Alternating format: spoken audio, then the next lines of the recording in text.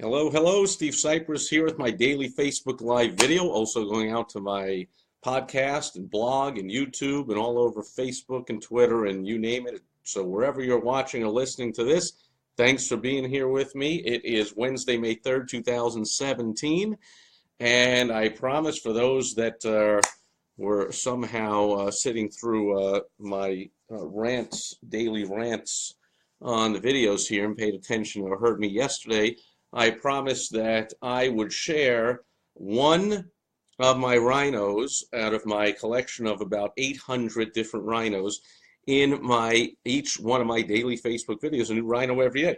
And this does not include the one that's on the wall that you've seen up till now in every single one of them. I will add another one into the mix every day. And today, I'm adding actually not one, not two, not three, but four different rhinos because I have my favorite really ridiculous silly hat, which is my red rhino hat. So being red, it matches my daily silly Hawaiian shirt that I wear. In case you can't tell what my favorite color is, I'll give you 0 guesses and just you'll know the one fact. So of course it's a gorgeous red. It has the rhino on the front, and then it has 3 other rhino assorted pins in some kind of golden color. I'm not thinking, oops, that's at all gold. Here's a pewter one up here. Why am I doing this one wearing? So there's a golden rhino pin there, and there is a couple more rhino pins on there. So technically this is 4 of them. So let's get right to it today, and I'll share another one of my rhinos out of my collection tomorrow. This I am looking to explode, in case for some reason you still believe in the myth of the internet, the laptop lifestyle, the internet marketer.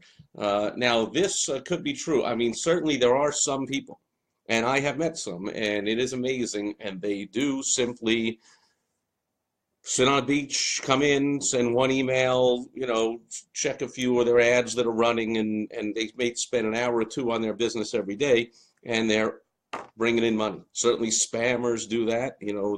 It's not I don't even think it's legal what they do. It's certainly not a ethical thing or something I or anyone I know would ever do, but they are definitely hiding out behind a computer in the true sense of the word and always changing their internet service providers and their email accounts and this and that. They're running all over the place and misleading the authorities on where they're at and pinging things off different, all the technology. But for the most part, there's this myth that somehow you're going to sit in your underwear every day behind a computer and just bring in millions of dollars. And certainly my audience, which consists mostly of, I can't, of course, control who's watching on all the various platforms this goes out to every day, but my audience is, for the most part, what I call a real business owner. You've heard the term brick and mortar, but it doesn't have to be a brick and mortar, meaning a physical building. It could be somebody who works from home, could somebody in a go-to-you business. So you could be operating out of your, sometimes it's one guy with a van in the driveway who goes out and does plumbing or electrical or is a locksmith or HVAC work or whatever. So it's a go-to-you, come to me, but it's what I call a real business where you have overhead, you have employees, you advertise, you do marketing, you have customers, clients, patients. If you're a consultant or a coach, again, many of us, I work from home. So many people will get an office, especially I have clients that do. They have families and kids running around, so they go and they get an office so they can focus and get some work done. They don't have the luxury of me. Never had any kids, so I can have my ADD, of course, my entrepreneur's trait, the ADD, so focus is not my strong suit, but I don't have the added distraction of the kids running around. Anyway, here's the deal. If that's all you're doing and you're not a spammer, or you're not one of the very, very few that has somehow figured out some system or has very low goals where all you do is want to make whatever you can make from running a few ads, sending an email, or doing whatever from behind a laptop and sitting behind a computer all day. If you want to have massive success, things have not changed. The internet has not taken away anything that came before it.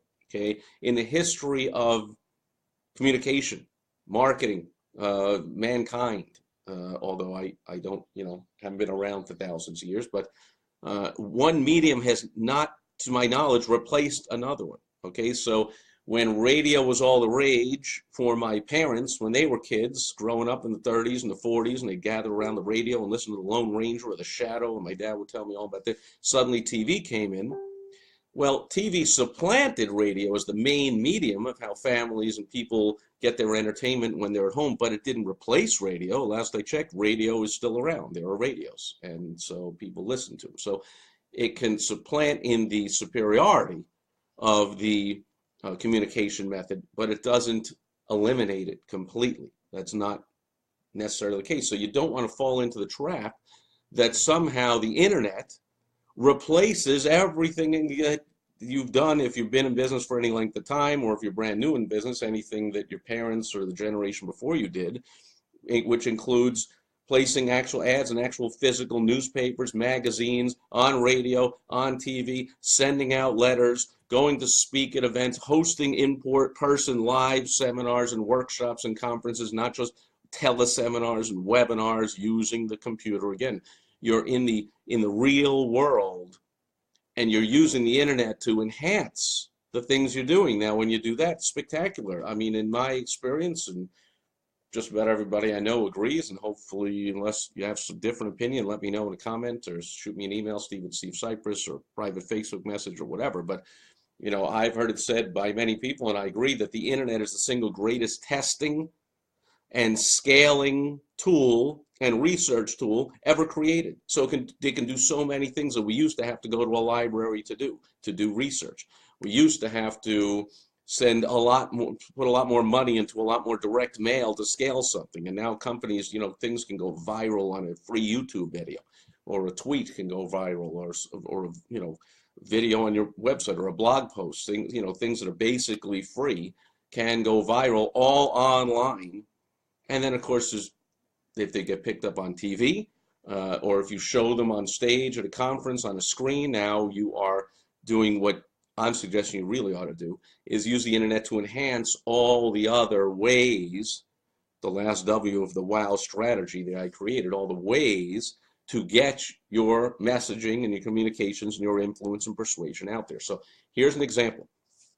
I was attacked, as many people know, they follow me, and you can read about the poster on my blog from it's about 5.5 years ago now. The poster's still up there and all the comments, and it's actually very entertaining, but it's also a cautionary tale, which happens from time to time to entrepreneurs. We get attacked by competitors. In this case, it was a company I was actually partnering with, and they attacked me. So it was, you know, unbelievably unethical / bordering on illegal. Certainly, you know, every attorney told me it's open and shut case. You can sue them for lots of damages. What they did is absolutely interfering with your business and your contract, and they can't do it and whatever. And like, I mean, I have to hire lawyers once in a while, but I don't believe in going out and suing people, so whatever.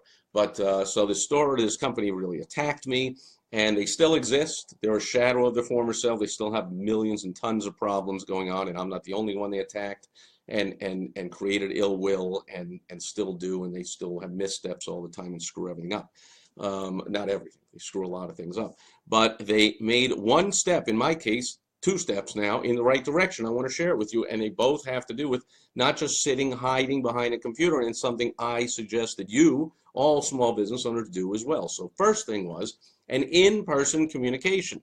Now, the president of this company and I happened to be attending the same conference last week, and at the VIP party on the first night, the president of this company, who was personally involved in these underhanded, unethical things to try and destroy my business, but I assume that he was doing it under the direction and insistence of the then CEO of the company. They've been through 3 of them since the founder sold the company out, and, you know, continues to go down with each one. But each new one, you know, just like whether you like him or not, we say all the time about this president here, at least give him a chance, see what they can do. We keep saying that over and over. Company keeps messing itself up. But in this case, step in the right direction. Live, in-person contact. So not just an email, not just a private Facebook message or a text message or any of the electronic stuff. In person, came up to me, sat down at the table I was sitting at this VIP dinner. Now, there was a 10-piece band playing, and boy, were they loud. We could barely hear a thing, but came up and sat next to me, and he actually, for the first time in over 5 years since he and the company he's now the president of that he works for, tried to unethically destroy my business with all kinds of unethical, underhanded ways of doing business. And he apologized for that. First time in years now I've seen him, and I've seen the various CEOs that come and go of this company and other directors of marketing and top people, and I'm in touch with all kinds of people that are still working there, whatever, and not once they've said hello, shook my hand, kind of, acknowledged, but not a call, not a text message, not an email, not a private Facebook message, not a tweet, not a Facebook, not a post, I'm just trying to think, not a piece of mail, not any way of attempting to get in touch with me, and certainly not in person, did they ever attempt to, let's smooth this over.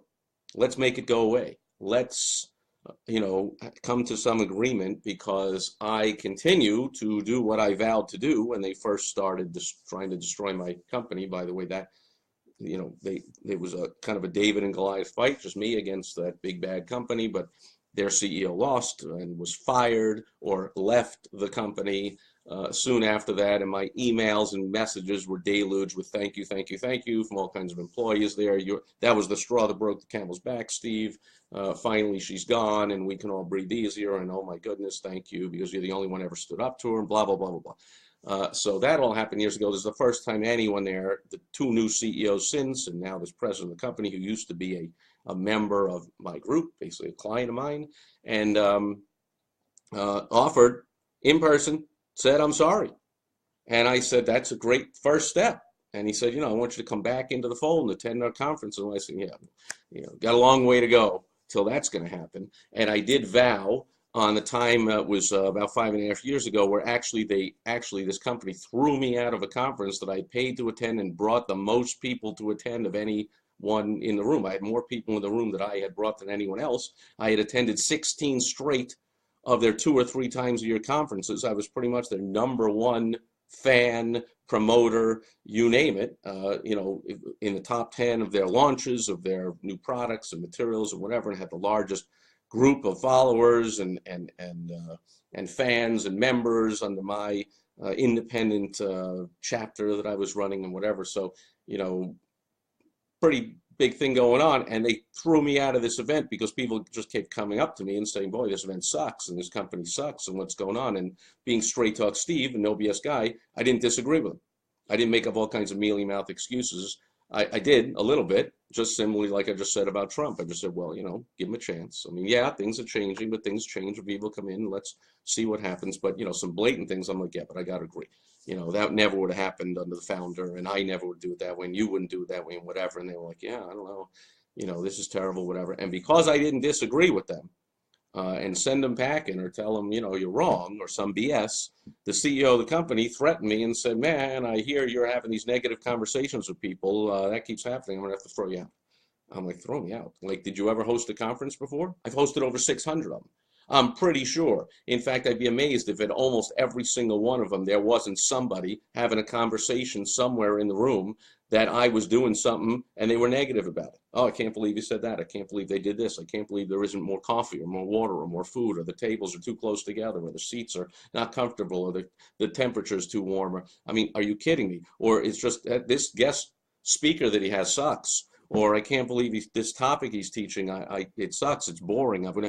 Do I throw everyone out? What are you, crazy? Like, get a clue. So this person threatens to throw me out. And I'm like, first of all, I didn't start any of these conversations. I have to be one of the most influential people in the room in this organization, in this company, in this whatever, having been to 16 straight of their conferences and bringing the most people of anybody to them and being the number one evangelist. Hey, thank you for whoever's here. And you're throwing me out? I'm like, are you serious? So, yeah, we hear one more of these, you're out. And I'm like, well, and I told her at the time, I said, that seems a little strange, because you could hear, I vow from now on, I will just not say a word at anyone coming up to me at their negative comments and saying, what do you think, Steve? I won't say a word. But don't you think it's possible that one of the negative conversations somebody came up to me today, you might hear about it tomorrow, even though it happened today, and therefore this standard of we hear about one more, you're out. So whether or not I have one more negative conversation, if you just hear about one I had yesterday, you're throwing me, just the whole thing makes no sense. And so sure enough, the next morning, the CEO was not at the event, as was typical, and for whatever reason, and then people would come to their conclusions about why she was not the next morning or any morning pretty much of a sound state to be at the event or whatever, but I digress. She had a couple of her minions, of all things, pull me out of the room and say they're throwing me out. We just heard another. I'm like, yes, but hasn't happened today. Hasn't happened since I talked to, almost said her name, since the CEO. And yeah, but you know, that's it. It was zero tolerance. We heard one more and you're out. And I asked them 5 times, do you really want to do this? Do you really want to do this? Well, you know, and they just, you know, we're just following directions. I'm like, that didn't, you know, not to compare it, but it wasn't that the excuse of the Nazis at the Nuremberg trial? Like, you don't, just because you're following stupid directions, unethical directions, where you don't just follow them. Actually, if you have any spine or any brain, you challenge them. So whatever, everyone was scared of this CEO. I was one of the only ones not, and went back at her. But anyway, so I said, you know, understand that I have been supporting this company and making excuses for all their mess ups and mistakes for the last 5 years or whatever. And going forwards, that will totally change, and I will take every opportunity to agree with people and to give my opinion and share my experience, negative experiences about the company and how they've handled me and other ones of your members of client. I mean, that's about to start happening. Do you really want to do this? And they insisted. And so ever since then, true to my word, I'm an extremely stubborn guy, and I have held true to my word. And every time, and people come out of the woodworking. All the time in online forums, anyone says, man, you know, I had this negative experience with this company. What's going on? I'm like, yeah, you think that's bad? How are you surprised? Blah, blah, blah. And then my private messages blow up with people sharing their negative. Oh, man, you know, I had this, I had that. These are people, again, they're not possibly having the desire, the spine, whatever you want to call it, to publicly make these statements, but they'll make it to me in private. When I attend events, people come up to me. Just happened last week at this conference. People coming up to me, man, they're sharing their horror stories about this company, and more recent ones because it's still going on. But anyway, so that's about it. So first step was the president of the company, the perpetrator of some of these unethical attacks on my company, came up and personally apologized for what he did and what the company did years before, and invited me to come back. And I said, well, you know, this is a good first step. You got a long way to go to make that happen, but this is a good first step. Well, here's the deal. Look what just arrived in my mail. I'm going to cover up the name, of course. Is a good second step. I don't know if you read that. It's a personal handwritten note on stationery of the company that I also will not show you, the company logo, but I'll read it to you. It says, Steve, it was great to see you at ICON. That was the name of the conference. And thanks for taking the time to chat with me. I am truly sorry. And that is underlined 3 times. Truly sorry. So there's the apology again. So first it was in person, and now it is on a handwritten note mailed to me. So those are 2, not hiding behind a computer using technology and digital communication. In person, handwritten note.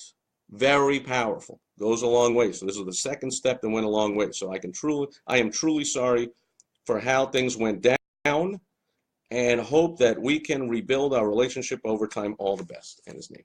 So second step done. So my suggestion to you in your business, anything at all that you think is of any importance at all, the huge tendency is to do the laziest, easiest, quickest thing. Shoot off an email or a text message. You know, somebody complains in a text message. The easiest thing to do is to instantly respond in a text message. Don't do that. Somebody shoots you an email, complains. Don't respond back in email. Pick up the phone. Go see them in person. Write them a handwritten note. Okay? That's how you do business. Don't hide behind the computer just because you can, just because it's easy, quick, free. This wasn't free. This came, the conference ended Thursday, but actually this conversation we had, the in-person conversation I just told you about, that VIP dinner, was the first night of the conference last Tuesday. It's a week later. And in fact, it came back from the conference, and I had an email or a Facebook message, whatever it was, from this person saying, what's your mailing address? And I gave them my mailing address, which I would assume has been in their database for 15 or 20 years. But okay, here's the mailing address. You know, I want to send you something. Here you go. So this was the in-person meeting, and a week later comes the handwritten note. So is this quick? Is it free? This had to come. This was printed stationery. Again, I won't show you, but It's professionally printed stationery cards in an envelope, which I've already thrown out, with the stamp.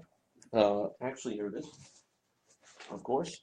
So here's the envelope,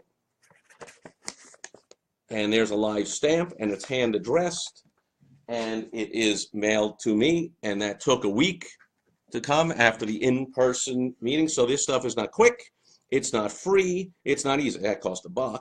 Coming up to me at a VIP party doesn't cost any money. If it was an open bar, he might have bought me a drink. I don't drink, but he could have bought me a water or whatever. So, okay, a few bucks or whatever, some time, some effort, but make that person-to-person contact. So that's it for today. Just, I implore you, you're doing real business with real customers, real patients, real members, real clients. Have your staff also have this conversation with your staff. I did, and still do all the time with my staff. You know, somebody would be text messaging, oh, I can't make my payment this month. Can we work out something? And my staff would be texting back. I'm like, first of all, you just tell me. Second of all, pick up the phone. This is not a conversation you have over a text. You're allowing a coward to be a coward. Someone who says, I can't pay you, according to the agreement and the contract that we have, a supplier, a customer, client, whatever, is being a coward. And so would this person, this company would be a coward to simply send a text message or an email or a Facebook message or any kind of electronic anything is cowardly. Don't do it. It's ineffective, cowardly. You're a fool to do it. I'm just going to tell you straight out. And that's from someone wearing a ridiculously silly shirt and a ridiculously silly hat. Just called you a fool if you're hiding behind digital technology to have important business conversation. At the very least, pick up the phone, handwritten note, go see him in person. No hiding behind a computer for anything important, which I consider my business. Almost everything is important enough when it's an important client, customer, patient, prospect even, to, if you can't see him in person, pick up that phone. After the phone call, handwritten note acknowledging thanks for the call, such and such. Do this offline stuff, folks. Have the internet and the digital stuff and the social media, whatever, enhance all the communication ways, the last W in the WOW strategy, again, the ways that you communicate with people, not replace it. Replace, big mistake. Enhance, huge dividends will be paid, and remains to be seen. What will be the third step, fourth step, fifth step, however many steps it has to take to see if this relationship can be repaired, if they're really sincere about apologizing for what went on and making it right. It wouldn't seem very sincere in an email or a text message or a Facebook message. It seems a lot more sincere in person and in a handwritten note. We'll see where it goes from here. And no doubt I will be reporting later on, if there is anything to report, in another daily Facebook Live video. And I'll be sharing tomorrow another one of the over 800 rhinos in my collection. Here's 4 of them today, 3 pins, and a silly thing on the front of a hat. Not to mention the one that's always on the wall behind me. Thanks for being with me today. And those that are anyone live, I don't see any names, but I did see things flying across the screen. I don't know how that works. So somebody, I guess, was here. And anyone watching on the replay, I'll be back again tomorrow. Thanks for joining me. Have a super fantastic day. I hope your day is as spectacular as it is in beautiful, sunny, spectacular Arizona here today. Hope you're having a great one. And I will see you back here again